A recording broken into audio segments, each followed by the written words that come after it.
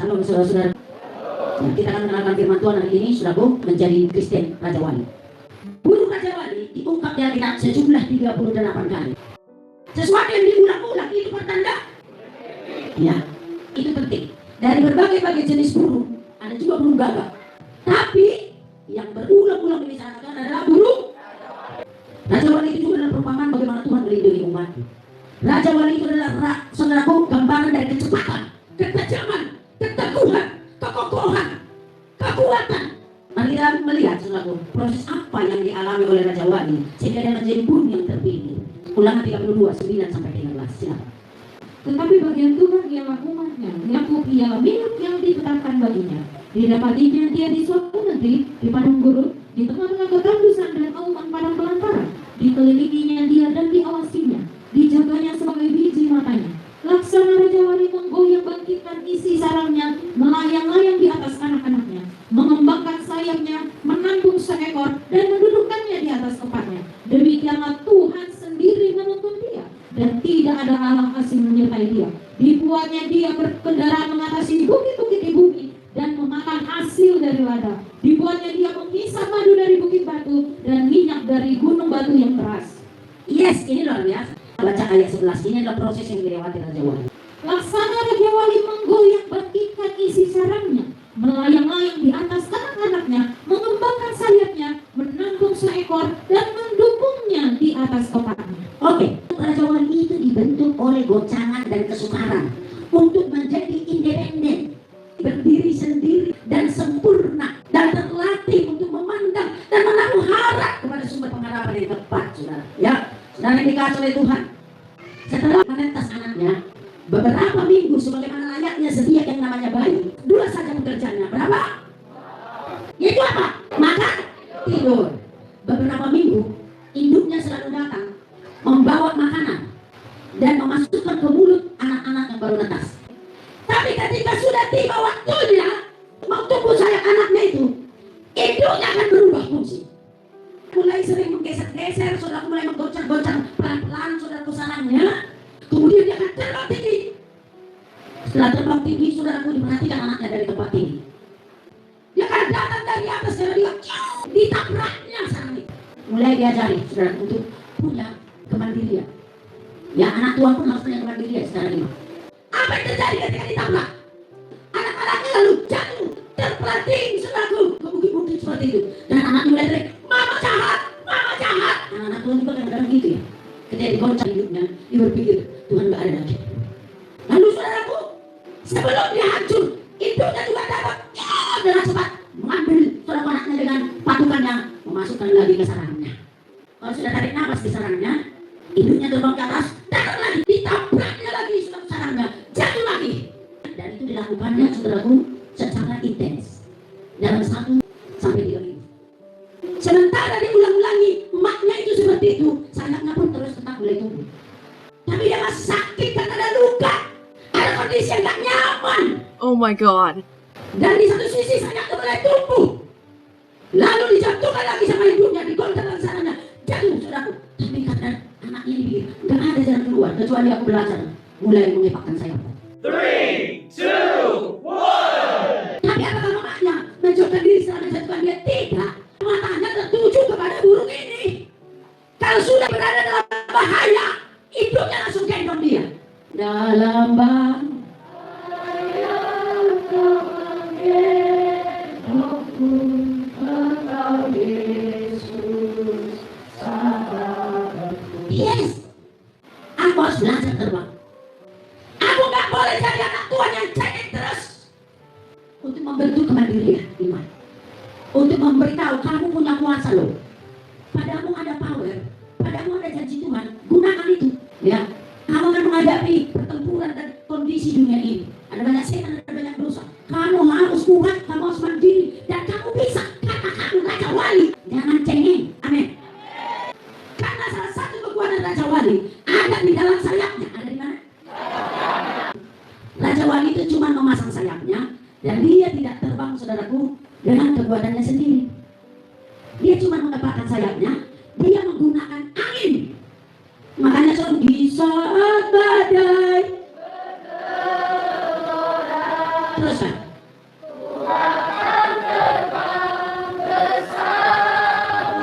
Oke.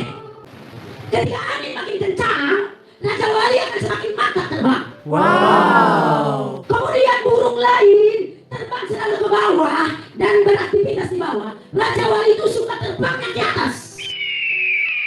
Dia memanfaatkan kekuatan badai dan kekuatan angin. Merpati atau gagak terbang seperti ini dengan kekuatan sayapnya sendiri. Tapi Raja Wali, dia terbang dengan kekuatan angin yang dia manfaatkan. Dorongan angin itu membawa dia terbang tinggi. Apa angin? Yohanes 3 berkata, Roh Kudus itu seperti angin bertiup.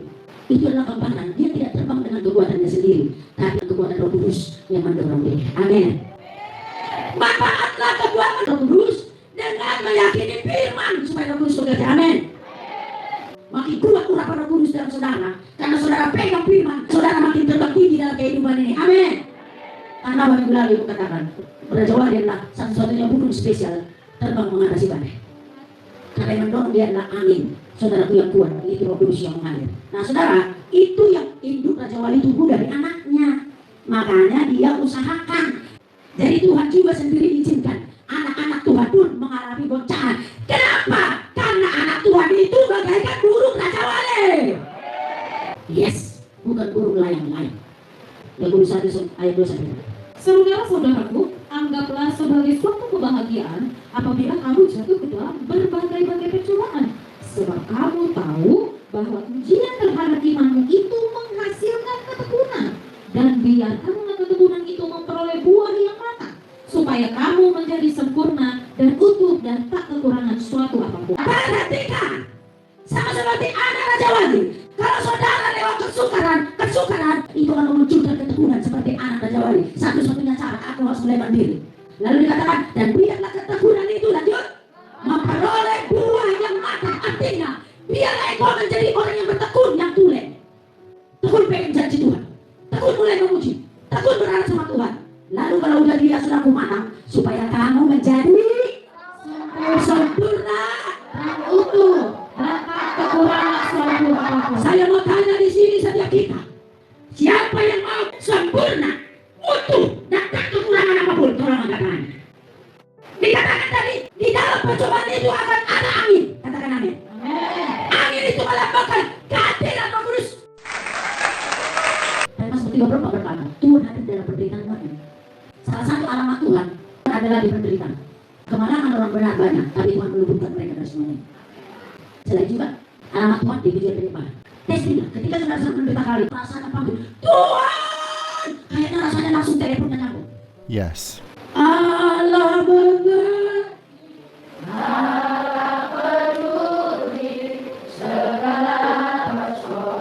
Yang saya hadapi akan pernah dibiarkannya. Ku bertumbuh sendiri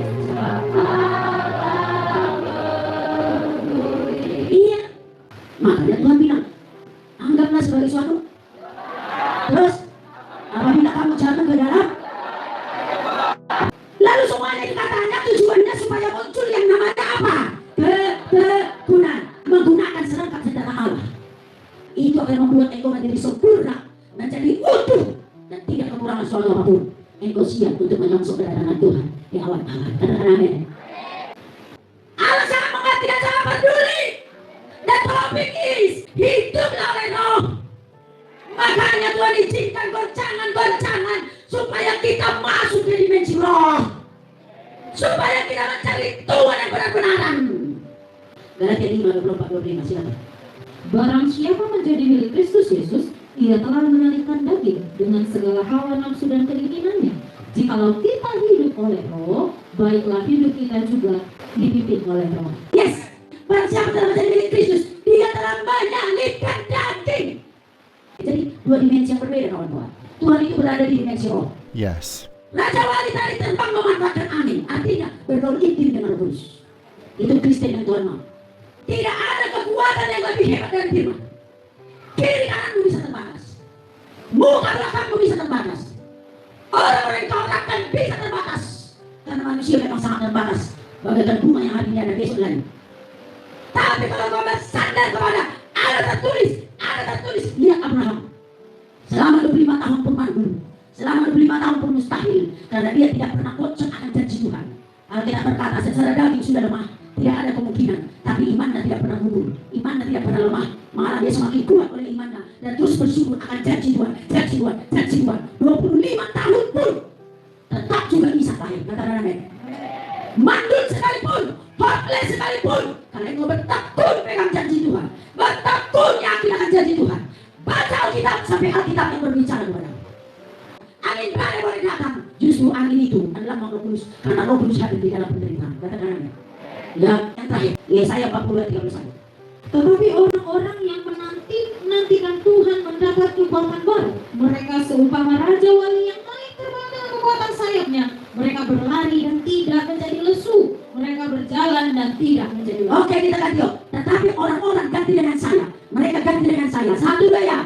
Tapi saya yang menantikan Tuhan mendapat kekuatan baru. Saya seumpama raja wali yang naik terbang dengan kekuatan sayap saya. Mereka berlari dan tidak menjadi lesu. Mereka berjalan dan tidak menjadi lelah. Yes. Dia terbang, selalu dia sifatnya di atas. Kolose pasal 3 berkata, jika kamu sudah menjadi milik Kristus, miliki pandangan ke sorga, di mana Kristus ada. Amin. Anak Tuhan itu pandangannya ke sorga, patokannya sorga. Tiap hari saudaraku disejajarkan dan dinilai melalui peliharaan sorga. Saudara, tidak duniawi, tidak kedagingan. Bayangkan kekekalan sudah dikasih Tuhan sama saudara cuma-cuma. Masa iya saudara seperti anak Adam? Raja Wali itu selalu anak ke atas, ayam selalu anak kemana? Ke kandang babi. Makanya ayat ini berkata, orang yang menantikan Tuhan mendapat kekuatan baru. Mereka seumpama Raja Wali yang naik terbang dengan kekuatan sayapnya. Mereka berlari tidak lesu. Lanjut. Mereka berjalan dan tidak. Yes. Tidak capek, saudara. Tidak. Karena dia berdoa, dia berharap sama Tuhan, dia mencari Tuhan. Bagaimana menurut penilaian firman? Maka dalam baca Alkitab sampai Alkitab berbicara kembali kepada Amin. Mari kita berdoa.